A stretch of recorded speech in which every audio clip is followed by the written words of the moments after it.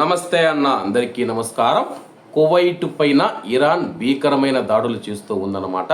అలాగే సోమవారం అర్ధరాత్రి నుంచి మంగళవారం ఉదయం వరకు పలు డ్రోన్లు మరియు మిసైళ్లను కూల్చివేసినట్లు రక్షణ మంత్రిత్వ శాఖ అధికారికంగా ప్రకటించింది.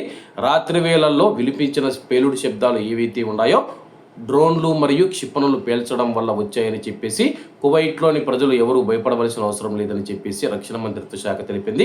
అలాగే గడిచిన 24 గంటల్లో నిన్నటి రోజున మనం చూసుకుంటే కువైట్ సరిహద్దుల్లో ఇరాన్ ప్రయోగించిన డ్రోన్లు మరియు క్షిపణులను కువైట్ ఎయిర్ డిఫెన్స్ సిస్టమ్ సమర్థవంతంగా అడ్డుకుంది.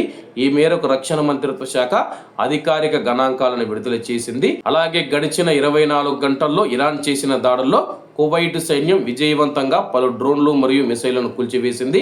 46 డ్రోన్లు, 14 బాలిస్టిక్ క్షిపణులు, అలాగే 2 క్రూయిజ్ క్షిపణులను కూల్చివేశామని చెప్పేసి ఇరాన్ దురాక్రమణ ప్రారంభమైనప్పటి నుంచి కువైట్ రక్షణ దళాలు ఎదుర్కొంటూ ఉన్న దాడులు మనం చూసుకుంటే కానీ మొత్తం 786 డ్రోన్లు అయితే ఇరాన్ కువైట్ మీద ప్రయోగించింది.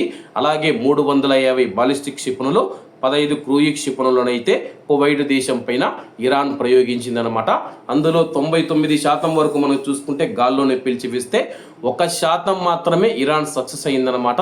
100%లో మనం చూసుకుంటే 99% కువైట్ ఎయిర్ డిఫెన్స్ సిస్టమ్ డ్రోన్లు మరియు మిసైళ్లను పేల్చివేస్తే 1% మాత్రమే కువైట్లోని ఎయిర్పోర్టు కావచ్చు, అలాగే చమురు కేంద్రాలు కానీ గ్యాస్ క్షేత్రాలను లక్ష్యం చేసుకుని దాడులు చేయడం జరిగిందనమాట. ప్రస్తుతం కువైట్లోని ప్రజలను శత్రు దేశాల నుంచి కాపాడుకోవడంలో తమ యొక్క వైమానిక రక్షణ సంస్థ అత్యంత పటిష్టంగా పనిచేస్తూ ఉందని చెప్పేసి army general staff head quarters ప్రకటించింది. ప్రస్తుతం కువైట్లో ఉన్న ప్రజలు ఎవరైతే ఉన్నారో రాత్రి వేళల్లో ఎక్కువగా మనం చూసుకుంటే ఇరాన్ దాడులు చేస్తూ ఉంది.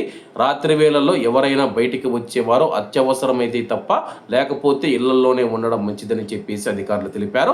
కాబట్టి అందరూ బాగుండాలి, ఎందులో మనం ఉండాలి. అందరికీ నమస్తే అన్న, జై హింద్.